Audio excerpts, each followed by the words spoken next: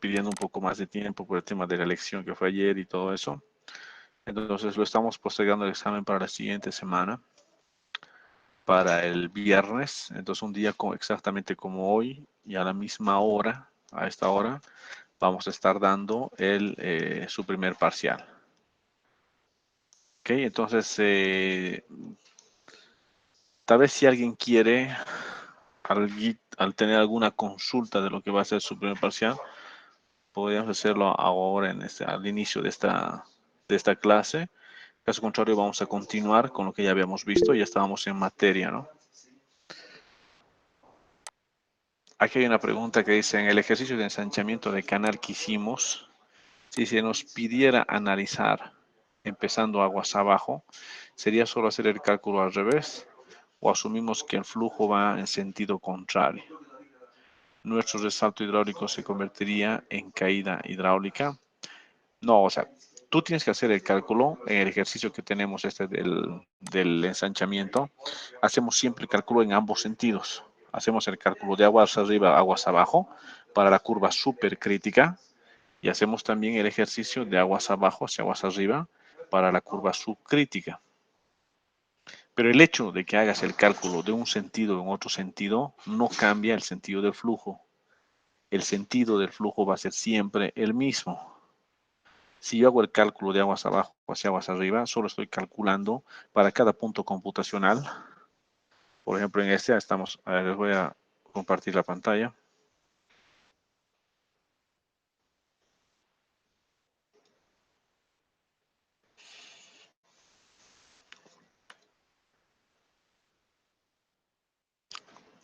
Todos pueden ver la pantalla, me pueden escribir en el chat o tomar el micrófono.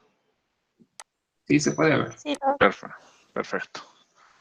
Bueno, entonces lo que estoy haciendo yo es hacer cualquiera de los sentidos que tome en el cálculo de ese ejercicio. Por ejemplo, cálculo, a ver, voy a buscarlo el ejercicio que habíamos hecho en el Excel. Y sobre ese ejercicio vamos a explicarlo.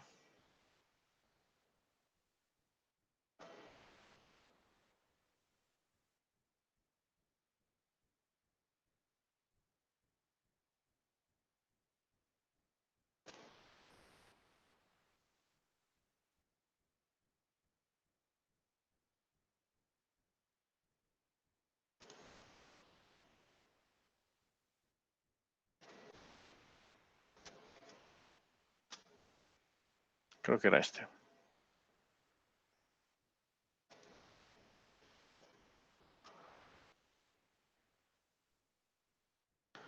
Sí, este era. Entonces, lo que teníamos en este problemita, este es el ejercicio que habíamos resuelto nosotros aquí en el curso. Teníamos que la condición de borde aguas arriba era este 0,5 y la condición de borde aguas abajo era 4. Estamos hablando de pies. Entonces, cuando yo parto de la condición de borde aguas arriba, asumo que la energía es constante. No hay pérdida de energía. Entonces, la energía va a ser la misma, 10.25 en todo. La distancia va a ser de 0 a 50, que es la distancia que va a tener todo el ensanchamiento. Y la base va a ir de 8 a 10. Entonces yo hago el primer cálculo, como dice ahí, el ejercicio del ensanchamiento dice, si se nos pidiera analizar empezando aguas abajo, y es justamente lo que voy a hacer aquí en el Y2, estoy empezando desde aguas abajo de 4. ¿Sería solo hacer el cálculo al revés? Exacto, la respuesta es esa. Es hacer el cálculo al revés, porque parto de este 4, la energía en 2 es 4.097 y la energía va a ser la misma. Y estoy calculando las alturas de agua para la misma cantidad de energía cuando cambia la sección porque ha cambiado la base. Entonces esto va a ir cambiando y lo que yo voy a ir teniendo es que mi Y2 va a ir cambiando. Va a salir de aquí con 4 pies de acá y va a terminar a este otro costado con 3.94. O sea, cae muy poquitito, pero cae. Aquí termina con 3.94. Sale con 4. Pero el agua sigue yendo en el mismo sentido. El agua sigue fluyendo de izquierda a derecha. No importa si empiezo el cálculo de aguas arriba o si empiezo el cálculo de aguas abajo. El agua siempre, en este caso, está fluyendo de izquierda a derecha. ¿Ok? Eso para que quede claro. ¿El cálculo está al revés? No, no está al revés. Nuestro resalto hidráulico se convertiría en una caída libre. A ver, la única manera de que el resalto nunca se va a convertir en una caída libre. Lo que puede suceder es que no haya resalto hidráulico y que directo caiga el agua, si es que, digamos, la condición estuviera muy lejos o algo pasar. Pero que un resalto se convierta en caída libre, eso no va a pasar nunca, no puede ser. Porque el resalto es una manera de pasar de un estado supercrítico, de un estado supercrítico a un estado subcrítico. Y la caída libre es al revés. La caída es pasar de un estado subcrítico a un estado supercrítico, porque pasa por el resalto, por la altura crítica para caer. Entonces, nunca podría convertirse uno en el otro.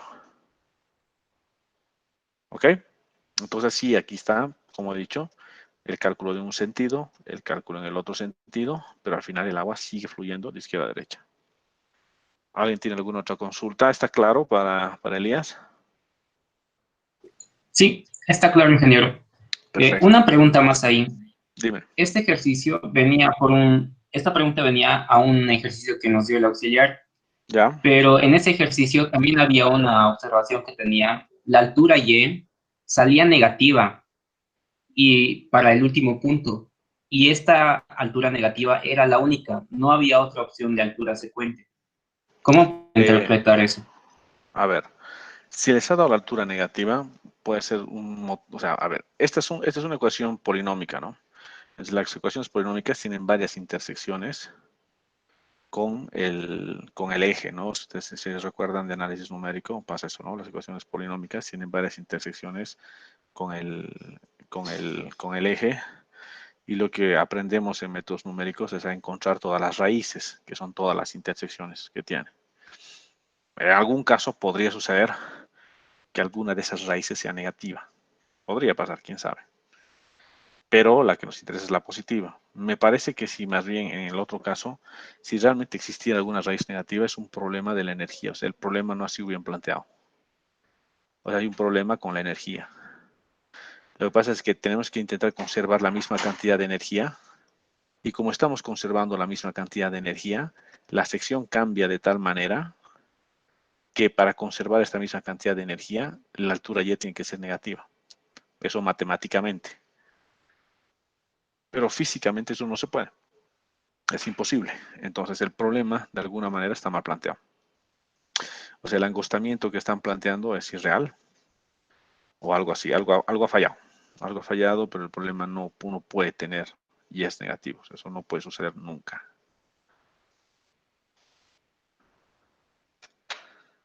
¿Alguna otra consulta? Doc, disculpe, sobre lo mismo, sobre esta misma pregunta, también estuve resolviendo ese mismo ejercicio y efectivamente uno de las alturas sale negativo.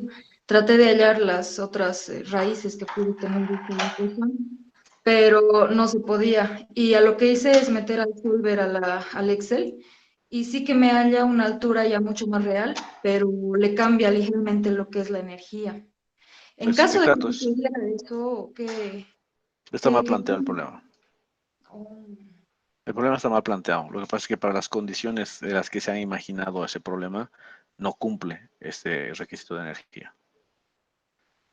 O sea, por ejemplo, si yo hubiera planteado ese problema y sé que una de las alturas son negativas, por ejemplo, me interesaría que en el examen alguien se dé cuenta de eso y me ponga ahí, la altura es negativa, la geometría del canal no va de acuerdo a la cantidad de energía. Listo, esa sería la respuesta. Oye, ya, muchas gracias, Doc. Ok. ¿Alguna otra consulta?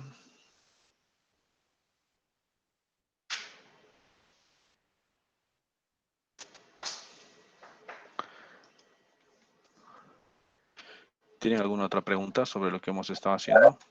Inge, acerca de la pregunta igual de mi compañero que está escrita, Ya. tenía la duda, en ese ejercicio nos da para calcular el caudal y nos dice que dividamos en secciones de área, y pues hice eso y lo calculé así calculando el caudal para cada sección con el manual que tiene, y la suma de todos ellos debería salir el caudal total, ¿no? Pero salen distintos, así hallando de las dos secciones de área que dividimos, que nos pide el ejercicio, y también sale distinto si hacemos con un Manning equivalente. Entonces me preguntaba si están todos correctos, porque son una aproximación de la realidad, o solamente... A ver, otra vez, ¿qué es lo que estás buscando? ¿Qué dice la pregunta? El ejercicio 6.16 es de la práctica. A ver, espera, vamos a ver. La práctica 1. La voy a abrir mejor, así podemos sobre la práctica verla. Práctica 1.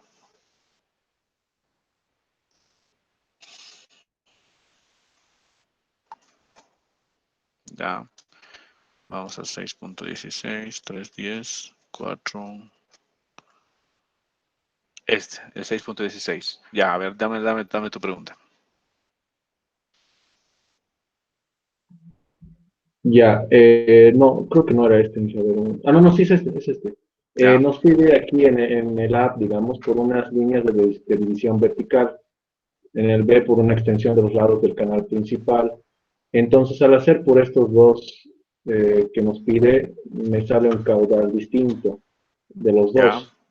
Y yo más probé haciendo con un Manning equivalente. Entonces, mi pregunta es si los tres están correctos o si hay uno en especial que es el correcto, digamos. Ya, a ver, la pregunta dice, ¿no? Un canal consta de una sección principal y dos secciones laterales, como está aquí. Esta es la sección principal, que seguramente es el trapecio, y las dos secciones laterales, que son estas, que son como las áreas de inundación. Calcula el caudal total suponiendo que la sección principal y las dos secciones laterales están separadas. Entonces tú vas a suponer que son tres canales separados. Este es un canal, este es otro canal separado y este del medio es otro canal separado. Y te pide que calcules, ¿no?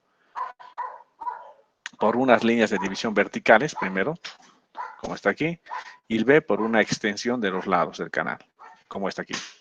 Entonces aquí estás extendiendo así. Dado que el Manning es 0,025 para el canal principal y 0,03 para el canal lateral. Ya lo único que está viendo esto es que te imagines que son secciones separadas primero por una línea vertical y luego separadas por una extensión de esto. Si tú calculas estos caudales así, tiene que darte muy similar a si lo estuvieras haciendo con un Manning equivalente. Si tú vas a calcular uno por uno los caudales aquí, yo qué sé, si te da por ejemplo 80.34 y calculas con un Manning equivalente, te tiene que dar 80.1 o 80.5. O sea, no puede haber una diferencia consistente en el caudal. Probablemente no va a ser lo mismo, es que no tiene que ser lo mismo. Porque tú estás asumiendo que estás calculando canales separados. Pero tiene que ser algo muy similar. Porque el Manning equivalente lo que hace es prácticamente eso. El Manning equivalente en función al perímetro mojado distribuye la rugosidad. Y lo que tú estás haciendo en esta pregunta, lo que te pide, es que separes los canalitos y que cada uno lo calcules con su propia rugosidad. Pero cuando luego sacas cuando luego ya lo resuelves, no tendría que ser completamente distinto, ¿no? Entonces es lo que te está pidiendo es que calcules uno con verticales y la otra extendiendo el trapezoidal así. Solo cambiarían las ecuaciones de las áreas mojadas de cada uno de los cuerpitos, ¿no? Pero no te va a dar lo mismo, sí, cuando te es con un Manning equivalente, no, pero tiene que darte un resultado muy próximo. Doctor, puntualizando un poco más, sería como el caudal total sería como la sumatoria de los caudales de las tres secciones. Exacto. Y ya. Y seguro te va a dar cosas muy similares, ¿no? O sea, como te digo, puede ser que en el primero o segundo decimal sean distintos porque las aproximaciones son distintas, pero como el concepto es el mismo, tiene que darte cosas en el mismo orden, o sea, muy similares.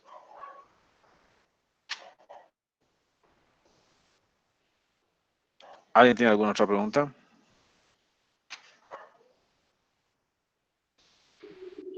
Tengo una duda más, Doc. Dime. Es sobre el ejercicio de Ponce, lo que teníamos que diseñar una cuña para que no haya retrato hidráulico. ¿Ya? hice igualito que el ingeniero o que el profesor y me salió igual casi todos los valores, menos los del Y2 y sobre todo en el punto final, Y2 directamente pone la altura del Y1. No sé si esto es que salió por casualidad o porque hay algo ahí que no he tomado en cuenta. No sé si podría responderme esa duda. A ver, vamos un cachito al libro de Ponce.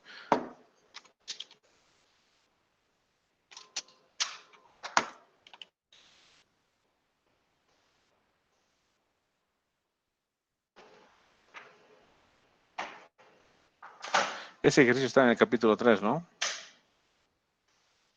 Sí, doctor, en el de energía, si no me equivoco.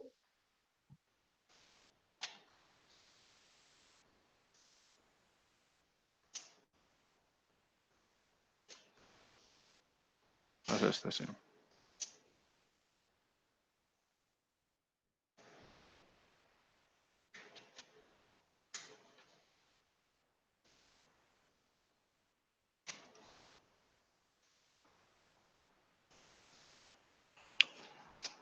Ya, creo que me acuerdo que es este, ¿no? Es este, ¿no? Sí, Primero teníamos este que era el ensanchamiento de 8 a 10, que es el que acabamos de revisar también en la planilla, ¿no? Y hemos dividido en distintas secciones y luego te dice el inciso B de la pregunta. ¿Dónde está el ejemplo? Aquí está, 4. Y la otra se trata de diseñar la transición incluyendo el cálculo del perfil de flujo, asumiendo una fricción. Las partidas menores son el inciso B, disipador gradual de energía. Entonces lo que va a hacer en el inciso B es esta segunda tablita que está acá, donde tu duda es que acá en el último paso, cuando ya se ha ampliado aquí, Sí, en esta en el última fila, en especial. ya En que sale 0.5 al tope, en el Y2' en el último paso, y es igualar que yo sepa las energías para que salga ese Y2' en ese paso. ya, Y a mí me salió 0.67. Y en los de arriba, toditos esos están como, me salen, pero si no tomara en cuenta el beta, no sé cómo explicar, si no tomara en cuenta la altura de la cuña, y ahí me sale igual. Si sí, contara, porque exacto, no tiene que salir sin tomar en cuenta la altura de la cuña porque este Y2 es solamente la profundidad de agua, ¿no? Y2 es la profundidad de agua, entonces lo único que, a ver, lo único que te está pidiendo aquí es eso que calcules, aquí tienes el Y1 en pies, tienes el Y2, tienes las dos fuerzas, entonces lo único que vas a ir calculando este es el Water Surface Elevation, este de acá, que es el que me va a dar de 0,5, tiene que ir hasta 4, ¿no? Este es el que conocemos, que cómo tiene que moverse de 0,1 hasta 4. Y este Z es el que me va a dar la forma en el que va a quedar la cuña. Entonces, en el último paso, ya terminó la cuñita, y por eso es 0. Ahora, no sé si este te da 0,5, 0,6 y es 0,5, me parece un poco extraño, ¿verdad?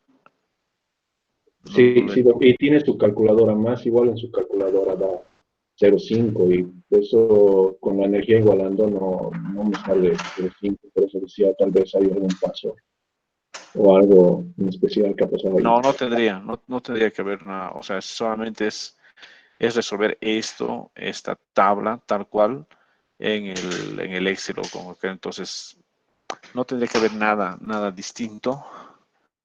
Tal vez aquí únicamente lo único que yo veo en el último paso es que el último paso, este de acá, ya es después de la caída donde termina, o sea que estoy a 0, entonces que ya se ha terminado la cuña y terminando la cuña vuelvo a caer a 0, ¿no?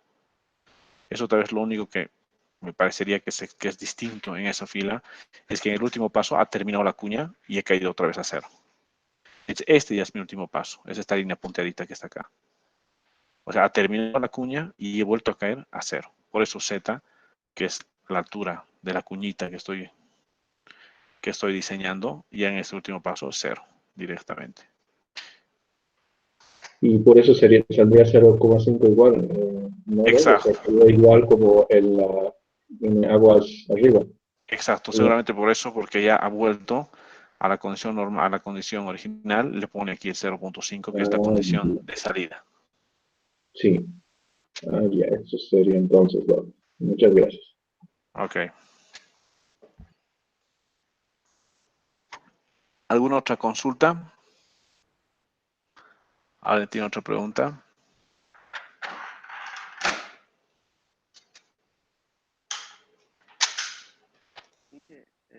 Tal vez yo más o menos me tardo en entrar, pero tal vez valga o no valga. Quería ver cómo lo plantea el libro, la primera pregunta. Yo le entiendo lo que quiere, ¿no? Pero no entiendo los niveles. Dice bancada izquierda, Es- bancada derecha. Tú dices el problema del Excel, lo que hemos en el Excel. Sí, es que llega tarde. Así nomás, a grandes rasgos, sí. Solamente que no lo ubico cómo lo tomo. Y a ver, Porque vamos a verlo aquí hay un desde... menos. Tú te refieres vamos a ir aquí al ejercicio, a este, ¿no? Ve el ejercicio del ensanchamiento, ¿no? No, dije, de la primera pregunta de la práctica. Ah, la primera pregunta de la práctica. A ver, vamos a Sí, tu práctica. cómo lo plantea el La libro. primera pregunta de su práctica, esta es la práctica, sí, esta es la práctica. Esta es la pregunta, la 2.5. Sí, como bancada izquierda dice, hay negativo. Ya, solamente lo que pasa en este ejercicio es que esos números negativos es porque su cero está en la mitad del canal, nada más. No me interesa. Es Ay, ay, como esto, es como que, vamos a ver a nuestra pizarrita, pues no tengo ahorita un lápiz, pero lo vamos a hacer a mano. Mira, este cero que está acá es porque su eje está en una parte distinta. A ver, aquí lo voy a hacer. Edición.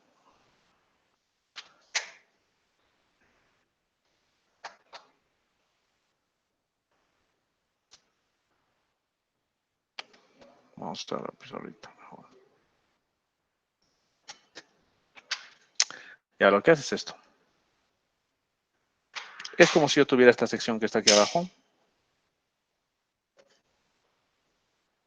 Pero en lugar de que tú, como siempre conoces, tú sabes que tus ejes de referencia, si estoy queriendo darme esta sección, voy a intentar siempre tomar aquí y aquí, así.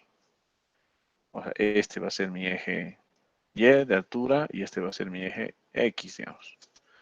Y aquí me voy a dar las coordenadas de cada puntito y todo va a ser positivo. Pero en lugar de eso, el eje de referencias de ese problema, por algún motivo, lo pone en un lugar parecido a esto. Donde el punto de partida es negativo, porque está a la izquierda de su cero. Y hay profundidades negativas también, porque están por debajo de su cero. Por algún motivo su eje de referencia está aquí, eso es algo topográfico nomás, a alguien se le ha ocurrido que el cero estaba aquí y se acabó. Entonces, pero al final sigue siendo la misma sección. Si tú ves, vamos a la práctica, tienes aquí distancias negativas respecto del banco y tienes alturas negativas, ¿no? Los niveles negativos. Entonces es sí, por eso, es porque su eje de referencia está ahí, en la mitad de la sección. eso, ya se quería salir de dudas porque pues, yo igual pensé que igual como usted me dijo, pero quería salir de dudas siempre. Perfecto, es así, Juan. Doc, una consulta sobre este ejercicio. Dime. Si metemos al Flowmaster los niveles negativos, ¿no influye? No, no influye. Porque solo te va a dibujar la sección, solo le interesa la sección, nada más. No le interesa dónde está tu cero relativo, dónde está, no influye en nada. Y al momento de calcular con un nivel, ¿Con un nivel de qué? o sea, nos dice para cierto nivel calcular la rugosidad o el caudal. Claro, claro, ese nivel está de acuerdo al cero del canal. Entonces este y igual a 4 está en función al cero del canal. O sea, si yo tengo aquí mi cero, aquí, como les he mostrado ahorita, el 4 es aquí, pero es respecto de este mi cero. Porque es nivel, no es profundidad.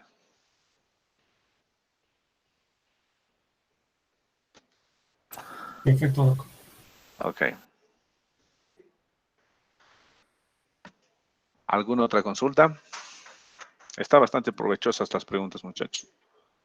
Dije, tal vez, últimamente, sin molestar, el libro del ingeniero Ponce, la verdad que no ¿Ya? lo pillé en el Classroom, no lo puedo conseguir Pero tú que... pones en el Google normal, en nuestro Google, pones Víctor M. Ponce, te va a aparecer su página y te va a aparecer su libro, porque son los dos primeros sitios que te aparecen. O sea, mira, voy a abrir solo para que vean que no era necesario tener el link para hacer esto. Voy a abrir cualquiera.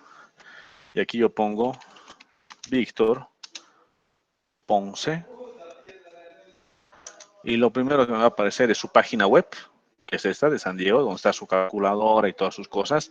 Y el segundo que me aparece es Fundamentos de Canales Abiertos, que es su libro, porque es su libro más leído, es uno de sus libros más leídos que él tiene y por eso te aparece aquí en segundo lugar.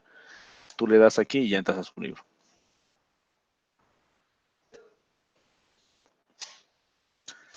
¿Ok? Sí, perfecto, perfecto. Listo. Inge, una preguntita. Dime. Volviendo al ejercicio 6.16, donde teníamos una sección compuesta, ¿Ya? tenemos que calcularlo con el número de Manning equivalente, ¿verdad? Exacto. O sea, tienes que hacerlo, puedes hacerlo de las tres maneras, ¿no? O sea, la primera te dice que calcules cada uno con su Manning y como canalitos separados. Y luego, si tú quieres, por tu parte, calculas todo con un solo Manning equivalente para hacer tu comprobación como ha hecho su compañero. Pero eso no está en la pregunta. Pero puedes hacerlo a modo de estudiar.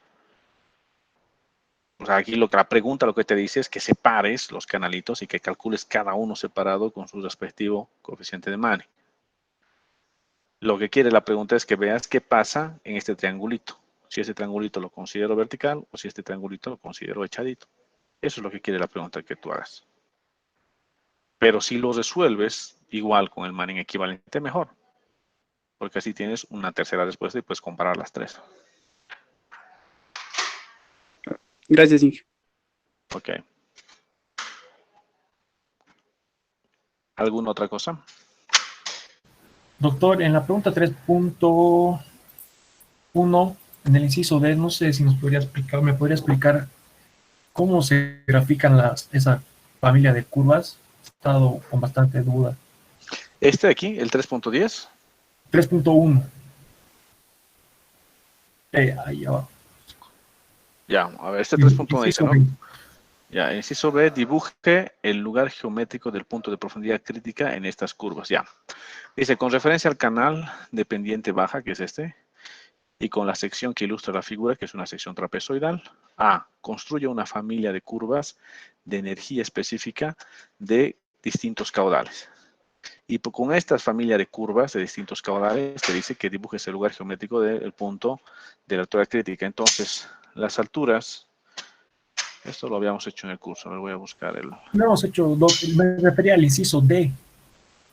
El inciso Sí, de sí, grafique una familia de curvas de profundidades alternas, Y1 versus Y2 para los caudales calculados. Sí, perfecto. O sea, lo que tienes que hacer es que tienes que graficar la curva de alturas alternas. Y las alturas alternas se hace con la gráfica de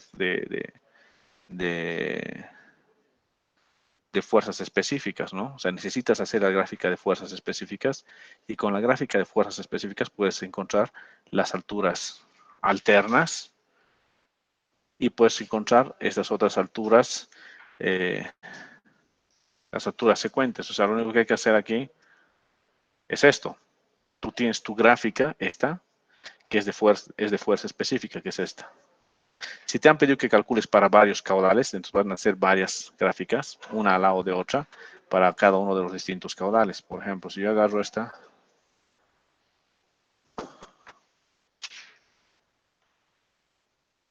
y ahora decido hacerlo para...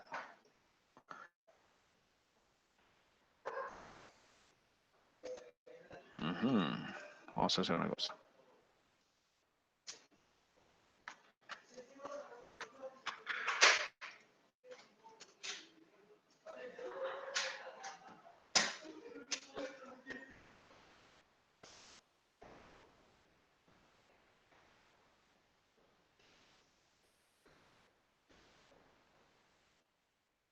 por ejemplo, yo estoy viendo varios caudales aquí.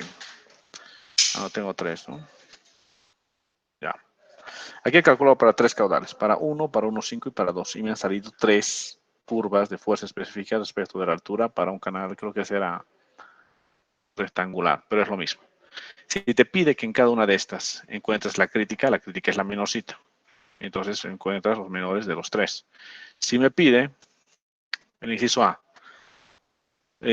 construye una familia de curvas de energía específica para cada uno de estos. Acabamos de hacer eso. Dibuje el lugar geométrico del punto de profundidad crítica en estas curvas. Acabamos de hacerlo. Grafique una curva de la profundidad crítica contra el caudal. Entonces yo lo que tengo aquí,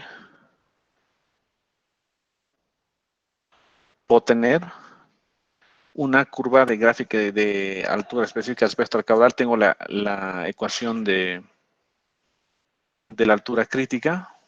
Y lo que puedo hacer es la ecuación de la altura crítica, la pongo versus caudal. Entonces lo que voy a tener es una funcioncita que puedo graficar aquí, es que Q versus altura crítica. A medida que va subiendo la altura crítica, va subiendo el caudal. Solo lo que voy a hacer es la ecuacióncita de Fruit igual a 1, o sea, la ecuacióncita de flujo crítico, va a ser caudal y va a ser altura. Voy a graficar caudal contra altura. Y al graficar caudal con altura voy a tener esa curvita que me está pidiendo aquí. Y el inciso D, grafique una familia de curvas de profundidades alternas, Y1 versus Y2 para los caudales dados. Entonces lo que voy a hacer ahora es calcular una curva de las profundidades alternas, ¿no? Y1 versus Y2. Lo que tengo es ahora, en esta mi figura, las alternas son las que tienen la misma energía, por si acaso. Y las secuentes son las que tienen la misma fuerza específica. Entonces, de la gráfica aquí de la energía, yo tengo la altura, que es esta, y su alterna es la que corresponde a la misma cantidad de energía.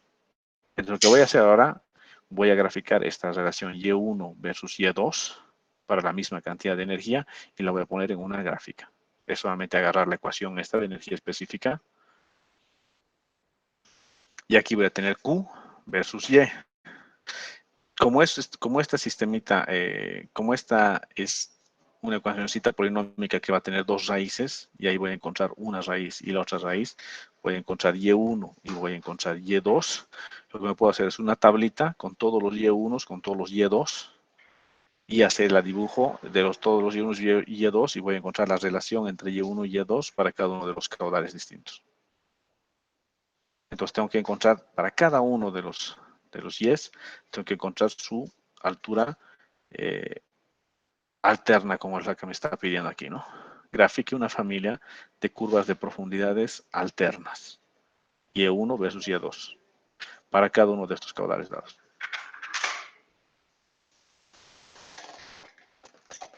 ¿Ok? Queda claro, Doc. Gracias. Listo. ¿Alguien tiene alguna otra pregunta? Sí, una pregunta. En el ejercicio Sí. que veíamos del ensanchamiento de canal, nos pidiera que dijéramos cuál es el cambio de energía, ¿solo sería restar la energía del principio y la del final? Esa es la pérdida de energía total que ha habido durante ese ensanchamiento exacto. Lo mismo si nos dice de la fuerza. O sea, a ver, lo que pasa en ese tipo de problemitas, vamos a volver al problema, es que nos han dicho que la energía se mantiene constante. Entonces yo sé que la energía, como me ha dicho que no va a haber pérdida, existe una energía, que es la energía 1, para la supercrítica, y existe una energía 2, que es para la subcrítica. Como yo sé que termina en subcrítica, sé que ha habido una pérdida de energía entre 1 y 2. Ahora, no hay pérdida total de lo que es la fuerza específica, lo que hemos dicho que la fuerza específica no se va a mantener constante en este caso, o sea, no hay que empiezas en una y terminas en otra. Lo que pasa es que la fuerza específica es únicamente cuando haces cuando aplicas la ecuación de momentum, ahí es donde vas a llegar a la fuerza específica que tiene cada uno de los sistemas, y no existe esa pregunta de decir cuánta fuerza específica pierde, eso nadie te preguntaría eso. Si pierde fuerza específica o no pierde fuerza específica, eso no es una pregunta. Lo que sí tú vas a tener aquí es cuál es el comportamiento de la fuerza específica por el ensanchamiento que tiene el canal.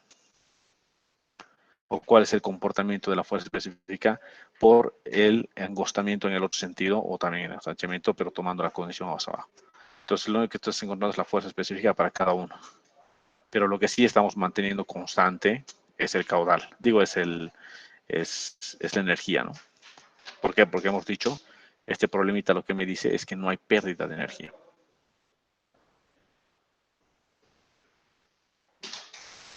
Listo, gracias, ingeniero. Ok. ¿Alguien tiene alguna otra pregunta?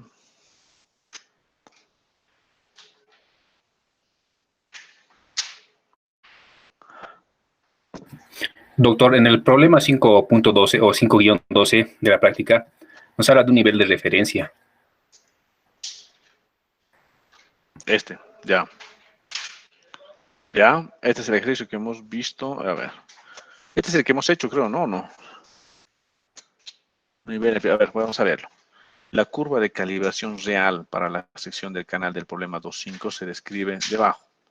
Construye una curva que muestre la variación de Manning con respecto al nivel por encima del nivel de referencia. El nivel de referencia seguramente es el nivel en el cual este problema 2.5 pone su cero. Si voy al problema 2.5, que es este, el nivel de referencia es exactamente este. No sé cómo, este. Este es mi nivel de referencia. A partir de todo lo que está por debajo va a ser negativo y lo que está por encima va a ser positivo. ¿Ok? Están unidos, ¿no? Los problemas, porque a partir del 2.5 haces recién la otra.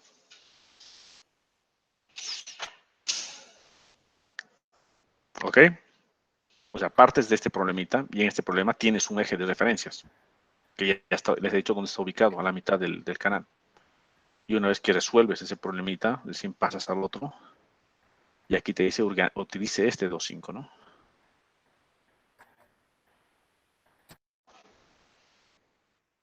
Ese es su nivel de referencia.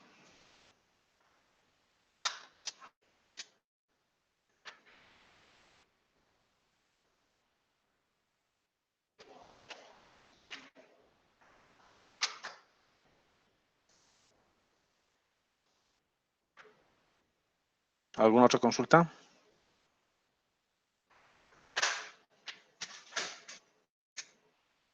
¿Alguna otra pregunta de cualquier otra cosa que sea de la materia?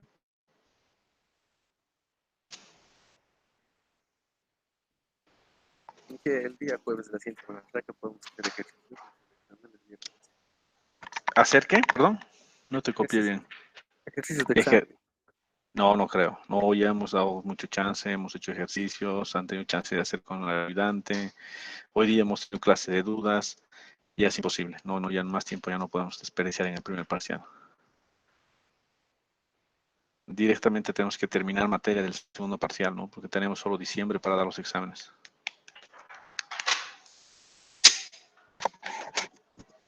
Ya, entonces, si no hay más preguntas, vámonos al Berlamont y retomamos donde estábamos.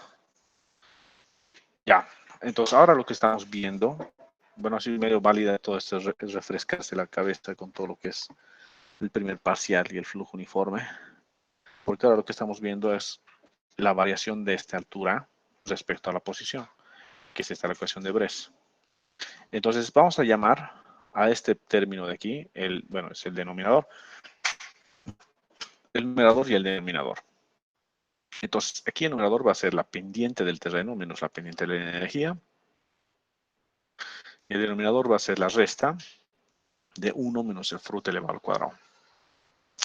De esta relación que hay entre el numerador y denominador, vamos a saber cuál es el sentido del cambio.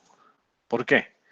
Porque si aquí arriba me da un valor negativo y aquí abajo me da un valor positivo, negativo dividido entre positivo es negativo. Es quiere decir que este cambio es negativo.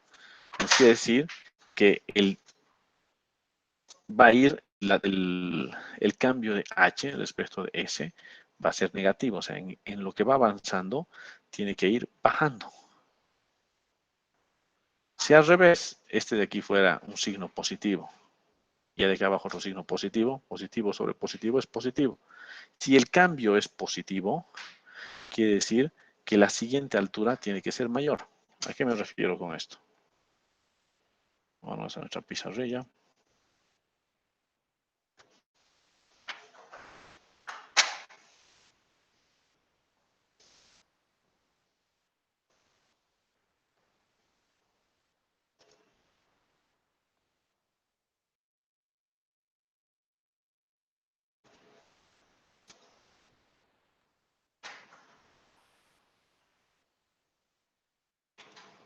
Bueno, ¿qué pasó con mi pizarra?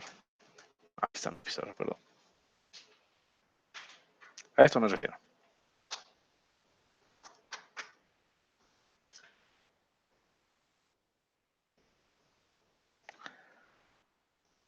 Aquí tengo el cambio de h respecto de s. Entonces, ¿qué pasa si este de aquí es negativo? Y este de aquí es positivo. Entonces, si este es negativo y este es positivo, o viceversa, este es positivo y este es negativo, la multiplicación de ambos va a ser negativo. Digo, la división de ambos va a ser negativo. Si es negativo, la división de esos dos, del numerador contra el denominador, es decir que el cambio es negativo de la diferencial. Si el cambio es negativo de la diferencial, ¿cómo puedo escribir yo la diferencial? Esta ecuación diferencial la puedo escribir cuando es diferencial estamos hablando de H2 menos H1 dividido entre S2 menos S1. Porque los dos son deltas, ¿no? Este es delta y este es delta. ¿Qué significa esto?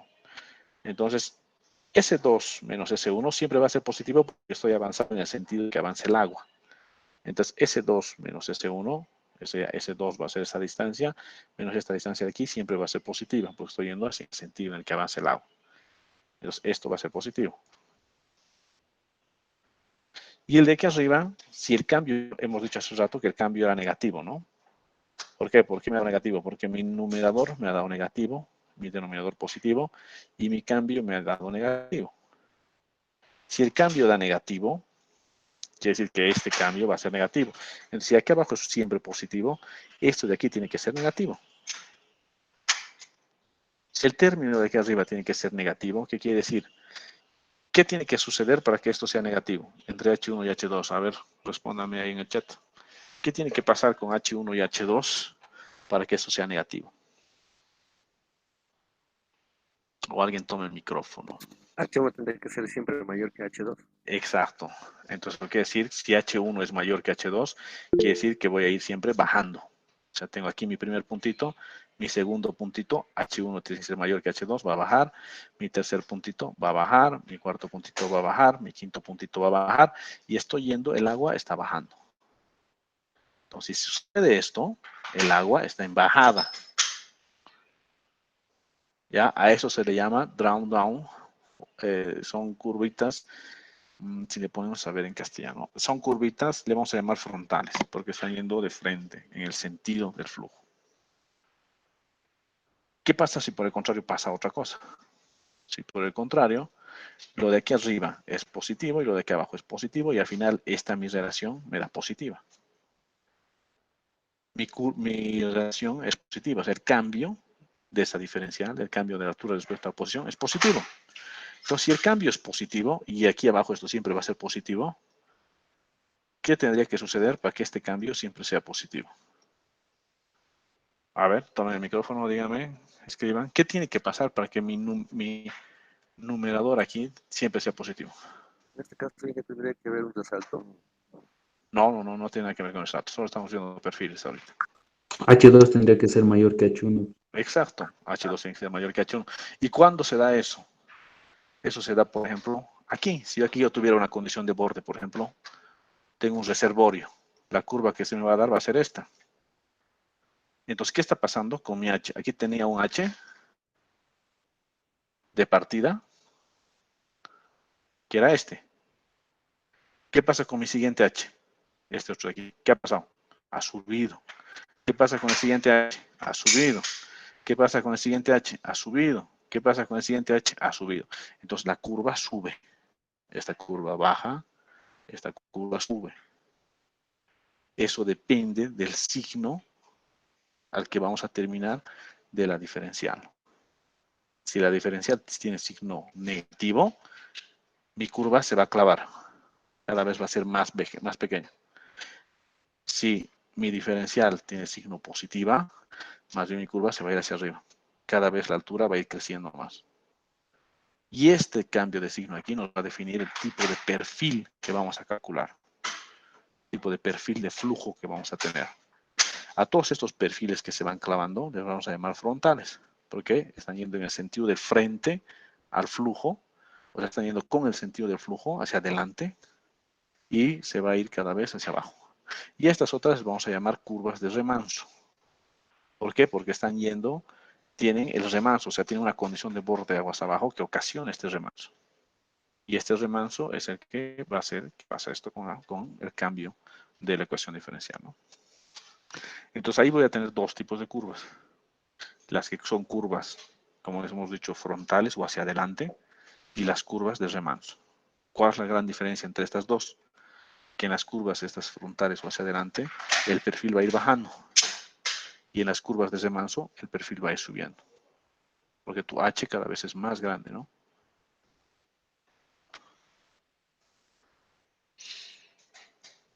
¿Se entiende? ¿Tiene alguna pregunta de esto?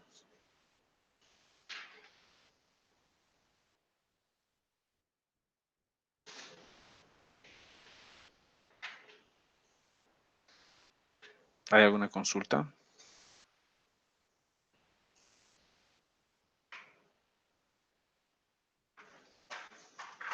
Entonces volvamos al libro del Verla. Entonces aquí tenemos, como hemos dicho, este va a ser numerador y este denominador. Entonces en función al cambio, toda esta parte ya hemos visto, que es el cálculo de la altura normal, de la altura crítica. Ya hemos visto las zonas. Vamos a tener tres zonas, zona 1, zona 2, zona 3. Esto le va a dar el nombre al perfil. Y luego vamos a tener estas condiciones. N va a ser numerador, D denominador. Entonces, cuando el numerador es menor que 0, la altura que se va a dar va a ser menor que la altura normal. Si el numerador es 0, la altura es la altura normal. Y si el numerador es mayor que 0, la altura que se va a dar va a ser mayor a la altura normal. Entonces, esto es la diferencia, o sea, lo que va a pasar con el numerador. El numerador es este, ¿no? Si vuelvo a mi pizarra. ¿Qué es el numerador?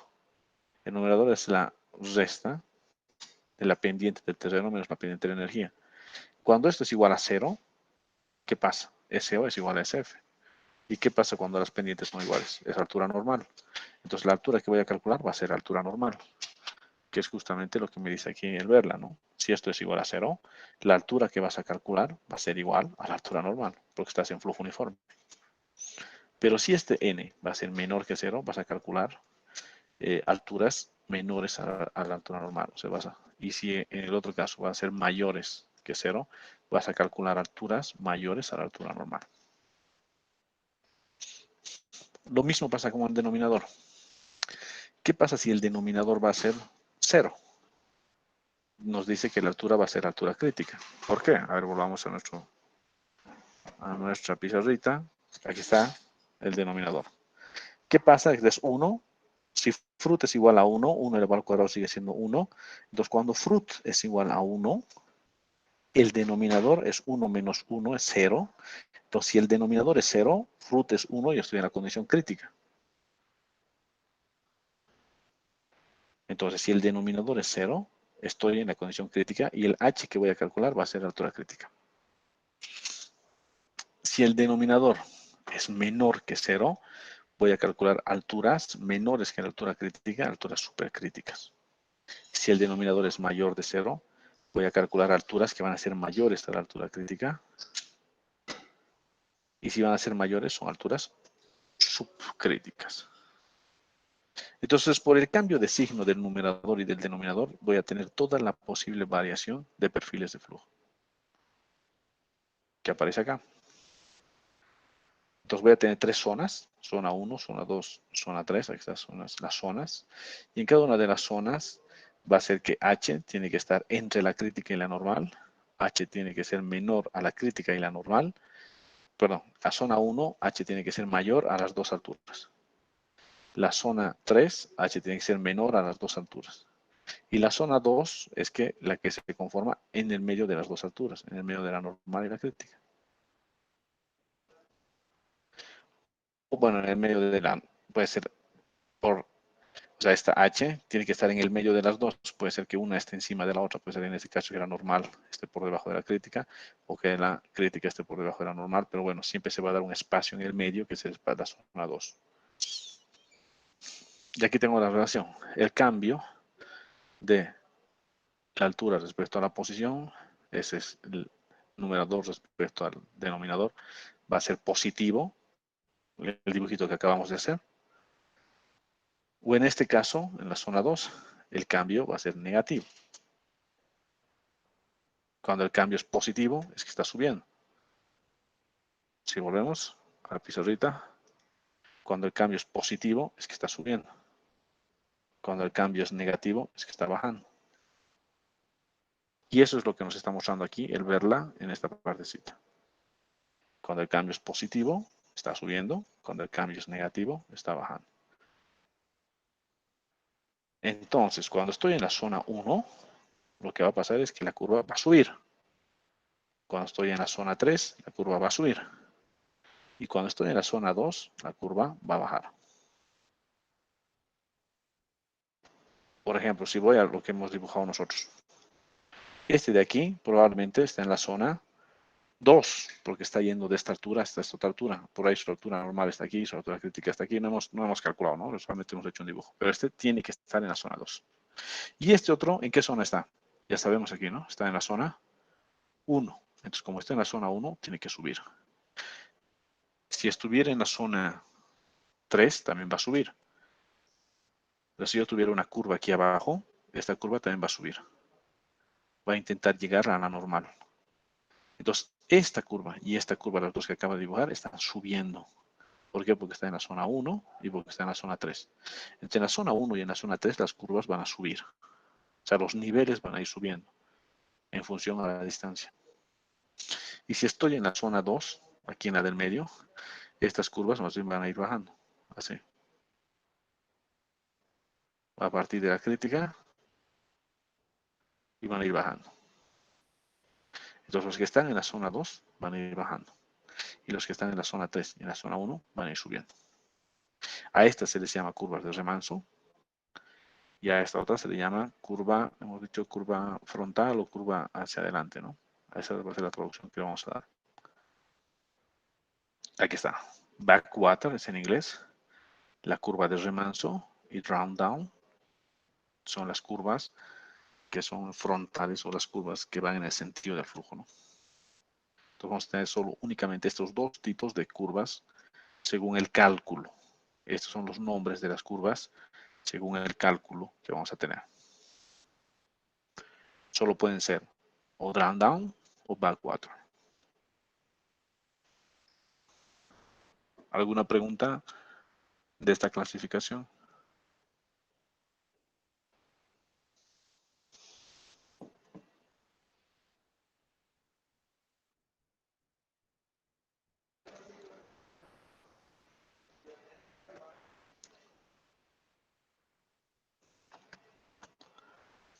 Entonces, lo siguiente que hace el verla es, nos cuenta cuál es la relación entre el cambio del numerador respecto al denominador, que es este, y nos dice que todos los perfiles de flujo se dan en estos. Estos son los nombres de todos los posibles perfiles, ¿no?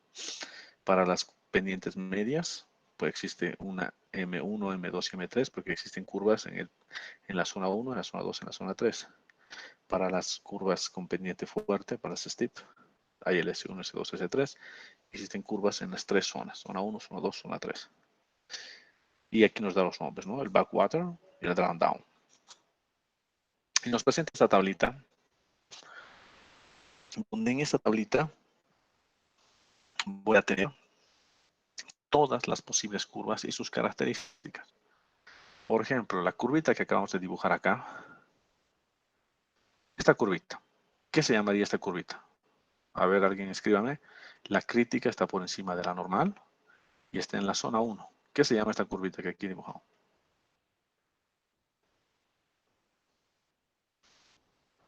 A ver, escriban. Ahora me puede decir el nombre de este perfilito que he dibujado aquí. Remanso. Es remanso, sí, efectivamente, pero ¿cuál sería su nombre? Porque hemos dicho que cada una de las curvitas tiene que tener un nombre que tiene una letra y un número.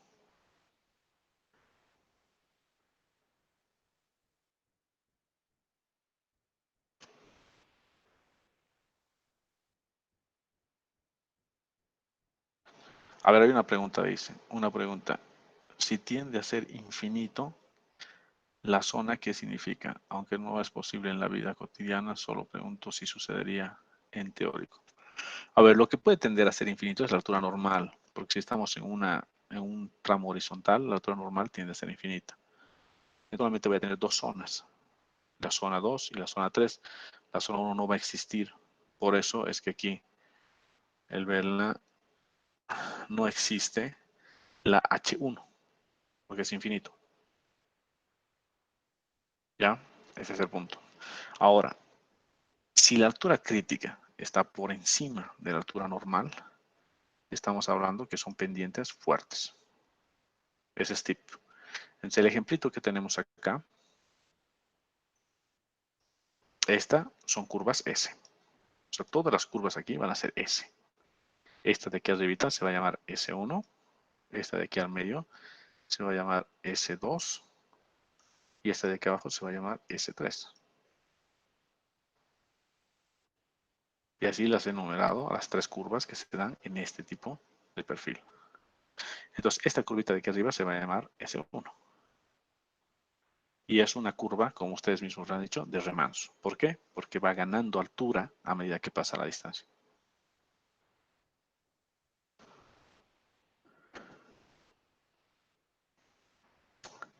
Entonces, si me vengo aquí, por ejemplo, a la S1, en esta tablita que les decía, es una pendiente fuerte.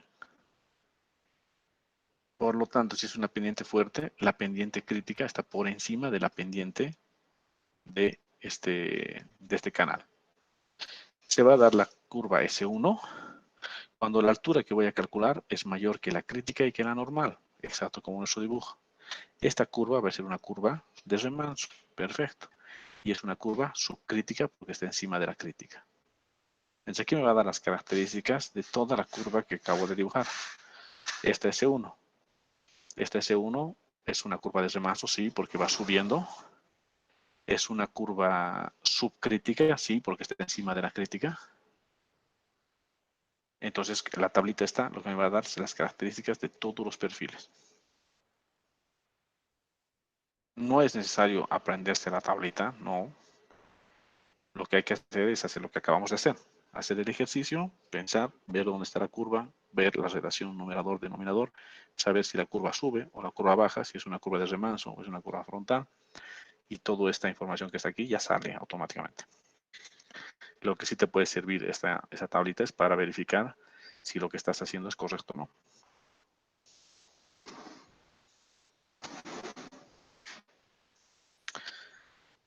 ¿Hay alguna otra consulta?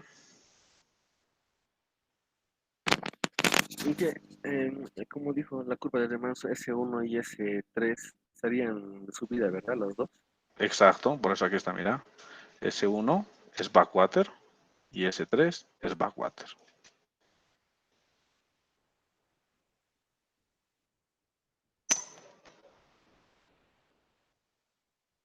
¿Alguna consulta? Y dijo que la curva en la zona 2 siempre baja. En la zona 2, sí. Si se dan cuenta aquí, la S2 está yendo de bajada y es down. La M2, que está en el medio, es down. O sea, esas curvas que están en la zona 2 van a bajar, van a ir siempre de bajada, excepto aquí en las críticas, porque la crítica es paralela. No va a subir ni va a bajar, va a ser paralela a el hecho porque está haciendo con el flujo crítico. Es un perfil crítico. Pero siempre que estemos en el 2, va a bajar, va a bajar. Incluso aquí baja, down.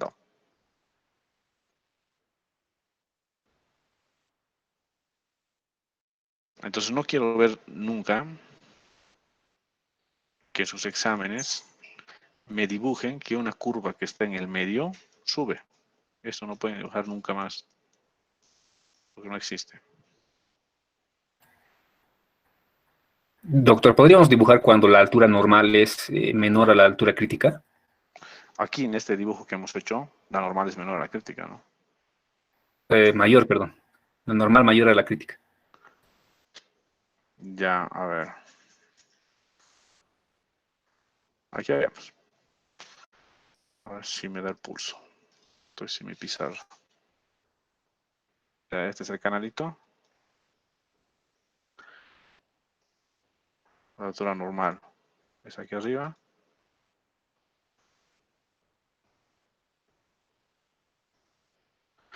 La altura crítica es aquí abajo.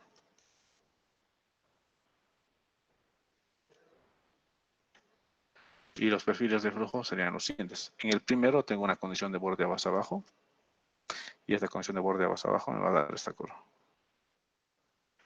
Esta es una curva de remanso porque está subiendo en función de la distancia. Esta va a ser una M1. Tengo una compuertita aquí y el agua sale de acá. El agua va a salir y va a intentar llegar a la crítica C. Esta es una M3. Y lo que le está pasando es exactamente lo mismo. Cada vez va a tener una altura mayor hasta llegar a la crítica. Y luego la otra curva va a salir aquí de la crítica y va a intentar llegar a la normal. Y esta es una M2. Y lo que pasa con M2 es que la altura cada vez va a ser menor. O sea, pasa exactamente lo mismo que acá. Estas son curvas de remanso, M3, M1, y esta es una curva frontal, podemos decir, ¿no?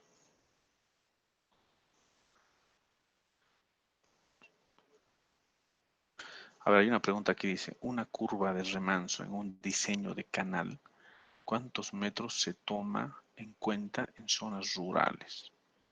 No entiendo tu pregunta, pero si tu pregunta es que estoy haciendo diseño de canales, lo que tienes que hacer tú en un diseño de canales es encontrar el perfil de flujo. Y a ese tu perfil de flujo le das un rebalse, un coeficiente de seguridad, y con eso calculas el tamaño de tu canal. Eso es lo que se hace en diseño.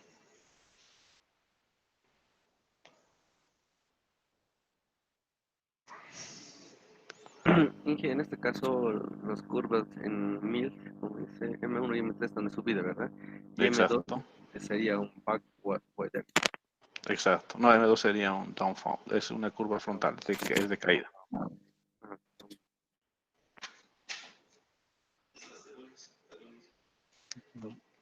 Y o es que esa zona siempre es de bajada. Sí, siempre. Ahorita acabamos Sí. de ver por qué, ¿no?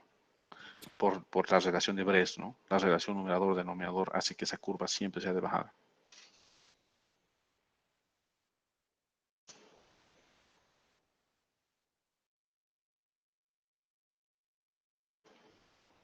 ¿Alguna otra pregunta? Ya. Yo creo que aquí lo podemos dejar esto. En la próxima clase vamos a continuar. Entonces el jueves vamos a seguir avanzando materia del segundo parcial. Y el viernes directamente a su examen. ¿Alguna consulta?